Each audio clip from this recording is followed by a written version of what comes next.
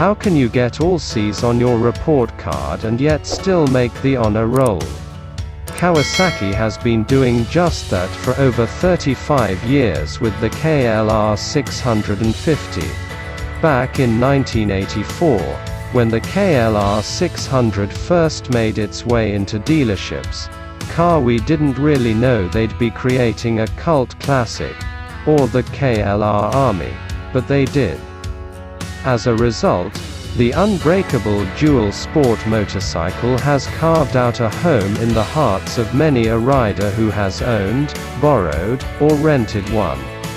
Just about anyone who's been in the adventure scene for a while has a KLR story of some sort, as did every moto journalist on the press launch in northern New Mexico. All new, for 2022, the KLR650 gets a lot of upgrades and refinements that we've covered in detail in our initial announcement. So let's go over the key changes and what stood out during 2 days of testing that covered roughly 450 miles. While some readers may scoff at those numbers, I can assure you it's more miles than most press launches cover. When factoring in a group ride of more than 12 participants and photo and video stops, I spent 12-hour days on the bike and can confirm the seat is plenty comfy. Styling: the bodywork, shrouds, and lighting cover of the KLR are all new from tip to tail. Speaking of the tip, the front fender is very much a take it or leave it type unit.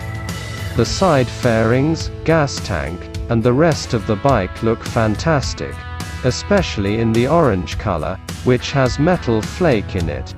So does the khaki tan unit, but in a very understated KLR way. The flat graphite with camo graphics even has some sparkles but looks dusty quickly on the gravel 2 tracks of nanometer. The new LED headlight and turn signals bring higher visibility and add a more modern feel to the 37-year legacy of the KLR, while the LCD display, no TFT yet, is, unfortunately, an attempt at being modern. The dual analog speedo and tachometer dash on the outgoing model of the KLR just felt more at home on this bare-bones adventure bike. It also gave more information than the new unit as it lacks a tachometer, and other gauges like temperature are now just a warning light. Although, it does get a nice 1/2-inch bar above the dash for mounting a phone or GPS. And there is now 80 watts of additional power available to use for electronic accessories or heated gear. Wind protection: windscreens are such a touchy subject with adventure riders, and what might work for one person might not work for another. Out of the dozen or so testers of the KLR, no one complained about wind protection or buffeting from the 2-inch taller windscreen. The stock windscreen has 2 positions available. To change the position, you'll need to remove the windscreen, 4 bolts, and then move the mounting plates, another 4 bolts, to a higher position. Neither position caused any negative feedback from riders, and in that case, no news is good news. With large flap type, not wrap around, handguards and my knees tucked in behind the fairing and reshaped 6.1-gallon gas tank, now with more usable volume, we all realized that the KLR650 is in a league of its own. It's the only large single-cylinder adventure bike on the market with wind protection and long-haul luggage capabilities, from the factory, available for 2022.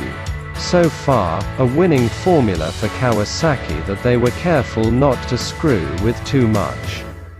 The KLR650 was always a fairly comfortable machine with a seat that feels familiar, like your favorite couch cushion. A low seat height allowed most riders to get their feet on the ground, and the handlebars were even tall enough that the KLR held onto its C grading for comfort. No, the new one doesn't get a B on its report card. But maybe the outgoing model now receives a C-. Rubber-mounted footpegs and handlebar clamps bring a new level of smooth to the 2022 KLR650 we didn't know we were missing. The footpegs get attached to the frame via a rubber damp bracket. This provides some serious vibration damping for your feet, but at the cost of some rigidity to your footing. You can actually see them flex if you press on them with your foot.